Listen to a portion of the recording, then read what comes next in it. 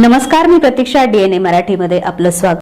अहिल्यानगर जिल्ह्यातील मढी येथील प्रसिद्ध कानिफनाथ देवस्थान परिसरात गाळे वाटपावरून वाद निर्माण झाला आहे. ग्रामपंचायत सरपंच संजय मरकड यांनी देवस्थान विश्वस्तांवर मुस्लिम बांधवांना गाळे दिल्याचा आणि ठराव केला होता. मुस्लिम समाजाला आम्ही यातील बंदी घातली आहे. मात्र मढी देवस्थानने काही गाळे मुस्लिमांना दिले आहेत. या आरोपांना देवस्थान विश्वस्तांनी जोरदार प्रत्युत्तर देत सर्व आरोप फेटाळून लावले आहेत. मढी येथे कानिफनाथ यात्रेच्या पार्श्वभूमीवर व्यवसायासाठी गाळे वाटपाचा मुद्दा तापला आहे. सरपंच संजय मरकड यांनी ग्रामपंचायतीने यावर्षी मुस्लिम बांधवांना व्यवसायास बंदी घालण्याचा ठराव केल्याचा दावा केला आहे. तसेच देवस्थान विश्वस्तांनी नियम डावलून काहींना गाळे दिल्याचा आरोपही त्यांनी केला. देवस्थान विश्वस्तांनी हे सर्व आरोप निराधार असल्याचं सांगितलं.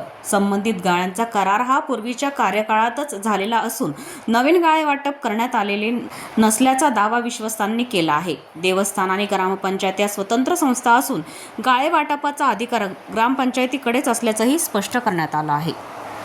जवळपास 2700 व्यापाऱ्यांना आम्ही या ठिकाणी परवाने दिलेले आहेत. पण काही व्यापारी ही पंचमीची यात्रा जर पाहिली आम्ही आपण रंगपंचमीची, तर आदल्या दिवशी चतुर्थीला रात्री लोक या ठिकाणी येतात. आमच्या ग्रामपंचायतीवर कर्मचारी कमी असल्यामुळे भरपूर मोठा ताण आहे.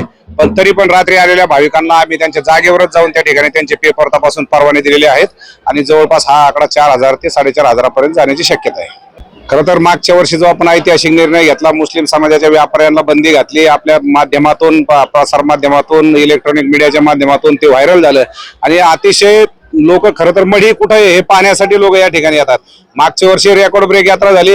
या वर्षी बरेच लोकांनी काहीतरी बॉम्ब उठवली की आता अशी बंदी घातल्यामुळे कदाचित व्यापारी कमी येतील, पण रेकॉर्ड ब्रेक व्यापारी या ठिकाणी आलेले आहेत आणि जवळपास 25 ते 27 लाख भाविक आज रोजी या रंगपंचमीच्या दिवशी मढीमध्ये आहेत. ग्रामपंचायतीच्या हद्दीमध्ये जे गावातले मुस्लिम होते त्यांना पण परवानगी नाकारण्यात आलेली आहे.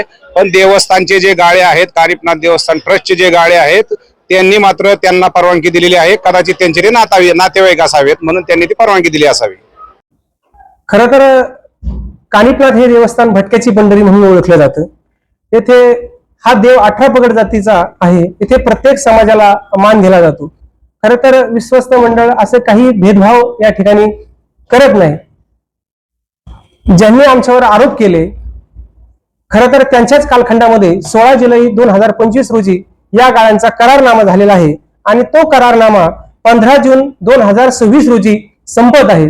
आणि म्हणून जे काही गाळे दिलेले आहेत ते त्यांच्याच कालखंडात दिलेले होते. आम्हाला येऊन तर फक्त 30 ते 35 दिवस झालेले आहेत. त्यांनी जो आरोप केलेला आहे हे आमचे नातेवाईक आहेत, मला तर असं वाटतं की ते कोणाचे नातेवाईक आहेत हे त्यांनी आत्मचिंतन स्वतःच केलं पाहिजे.